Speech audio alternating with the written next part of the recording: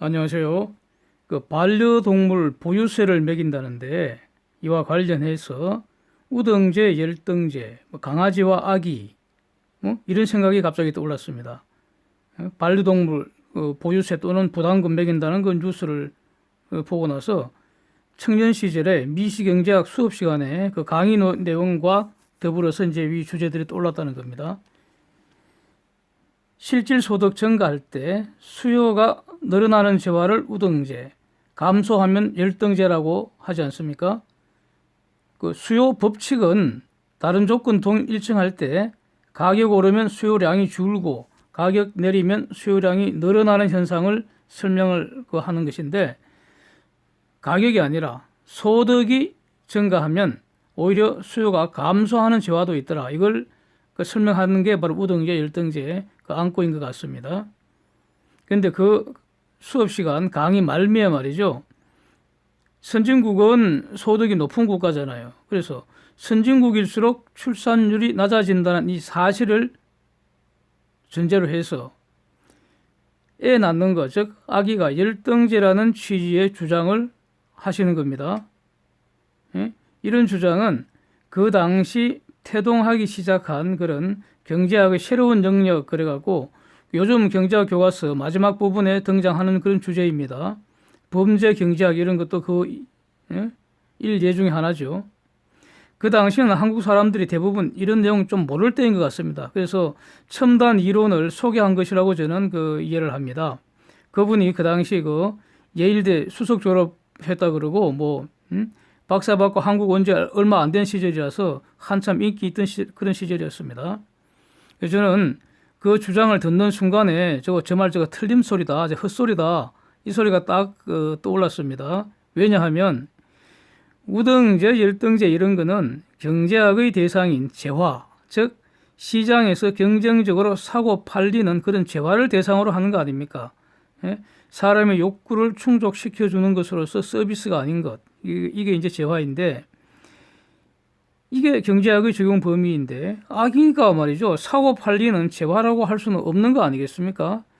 예? 그래서 아기에 대해서 우등제, 열등제 이론을 적용할 수는 없다. 저는 그런 생각입니다. 다만 선진국의 출산율이 낮은 것은 사실이고요.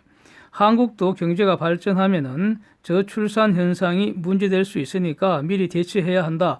이 정도 주장은 할 수가 있는 거죠. 이게 그 당시 수업 시간에 들었던, 제가 떠올랐던 그런 반론이라는 겁니다. 저는 기본적으로 그 이후에 쭉 이런 생각을 가지고 있고요. 지금도 변함이 없습니다. 그래서 제가 제 아이 이제 둘을 다 키웠는데, 얘들 어린 시절에도 기본적으로 저는 이런 이야기를 반드시 해주고 했습니다. 그 외에도 많은 이야기가 있습니다만은, 예. 그래서 저는 제가 옳다고 생각합니다. 예. 당연히 수업 시간에는 아가리 딱 닥치고 아무 말 안 하는 거죠. 예. 시험 볼 때 정답하고 내가 생각하는 정답의 항상 같은 건 아니잖아요. 예. 예? 제가 이런 취지의 주장을 지금 줄기차게 하고 있습니다. 예. 그래서 저랑 신나게 놀다 보면은 재밌는 말 자꾸 나오게 될 겁니다. 그런데 이제 뉴스 사진 한번 보십시오. 반려동물.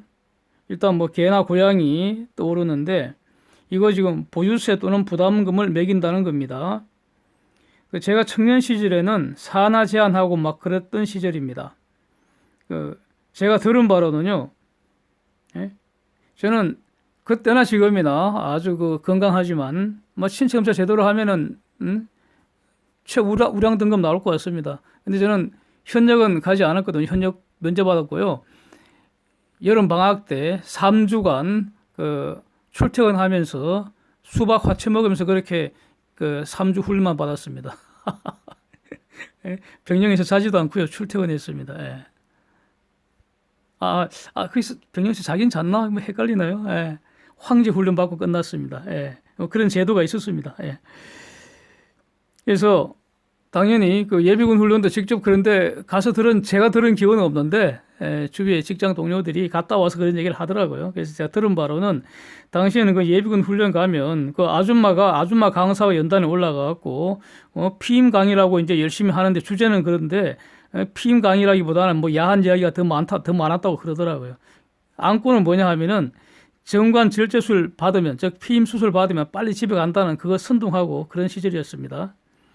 한국이 그때는 가난했고 지금은 부자 나라가 되었는데, 그래서 가난할 때는 애 많이 낳고 부자가 되고 나니까 한국의 저출산 지금 심각합니다. 그렇죠? 어쨌든 이것이 아기가 열등제라는 것을 의미하는 것은 당연히 아니라고 봅니다. 저출산 현상을 설명하기 위해서 굳이 우등제, 열등제 개념이 필요한 것은 저는 아니라고 봅니다. 아기가 열등제라는 주장은 틀렸다고 저는 이제 생각을 합니다. 여전히. 그런데 그 소득이 늘어나니까 개나 고양이 이런 거 엄청 증가했습니다. 그렇죠? 그 반려동물이라는 이름으로 폭증을 한 거 아닙니까? 반려동물은 본질이 사고 팔리는 재화가 맞잖아요. 그런데 소득이 늘자 수요도 늘었다면은 그 반려동물이 우등제라고 할 수는 있을 것 같습니다. 예.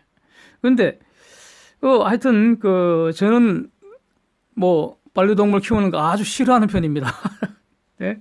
생각도 하기 싫습니다. 그런 거. 아주 집안에 개나 고양이가 돌아다니는 거 생각하면 소름이 끼칩니다. 예. 그런데 말이죠. 그 개를 애기 안듯이 포대기에 싸갖고 멜빵을 하고 안고 다니면서 우리 아가야 엄마야 하는 이런 사람들 보면 저는 진짜 신기합니다. 예. 그리고 어떨 때는 소름이 쫙 끼칩니다. 특히 그 젊은 여성분들 그러는 거 보면은 더 신기합니다. 자기가 낳은 아기를 저렇게 안고 다녀야 할 텐데 뭐 하는 짓인지 말이죠. 예? 농담으로 말이죠. 강아지를 보고 우리 아기라고 부르면 그러면 저 사람을 개 취급하면 되겠습니까? 그러면 또 안 될 것 같죠. 지금 그 반려동물 세금 또는 부담금 매긴다는데 그 보조세의 본질이 뭘까? 일종의 재산세 아닐까요, 이거? 그래서 반려동물이 필수 소비재는 아닐 거 아닙니까? 그래서 일종의 사치품 유사한 거 아닌가 이렇게 보여지거든요. 과거에는 냉장고도 사치품이라고 해서 특별 소비세 이런 거 뜯어갔습니다. 그게 일부도 지금 남아있는지 모르겠습니다. 예. 그런데 반려동물 보유세 이거 왜 걷어야 하는가? 걷어야 한다라고 말하는 입장은 이런 것 같습니다. 유기견을 처리하는데 돈이 너무 많이 든다는 거 아닙니까? 유기견은 결국 그 반려견 주인이 변심의 결과 아닙니까? 마음이 변해서 즉 반려동물이 이제는 싫어져서 내다 버린 거 아닙니까? 그거 처리하는데 왜 내가 낸 세금을 사용하는가? 이런 불만이 반려동물 싫어하는 사람들이 문제 제기할 수는 있을 것 같습니다. 근데 저는 뭐 반려동물 싫다고 해서 이런 거 문제 제기하지는 않습니다. 또 그런데 그런 사람들도 있을 수 있잖아요. 예. 그래서 반려동물로 효용을 얻는 사람들이 그 비용도 지불해라. 일종의 수익자 부담 원칙 뭐 이런 데 이게 기초를 하고 있는 것 같습니다. 그런데 이런 것보다는요. 보다도 다른 차원에서 과거에는 이런 일에 돈 사용하지 않았잖아요. 그렇죠? 그래도 잘 살았는데 지금 이제 돈을 저렇게 사용하겠다는 거 아닙니까? 예? 돈을 저렇게 사용하는 게 과연 잘하는 것일까 하는 근본적인 의문이 저는 듭니다. 예. 예? 반려동물과 관련된 산업도요. GDP 상당 부분 구성할 거 아닙니까? 그리고 앞으로 그 비중이 더 증가할 것 같습니다. 세금 거두어서 유기견 처리하는데 돈을 많이 쓰면 많이 쓸수록 GDP도 성장하는 그런 웃기는 상황이 되는 거 아닙니까?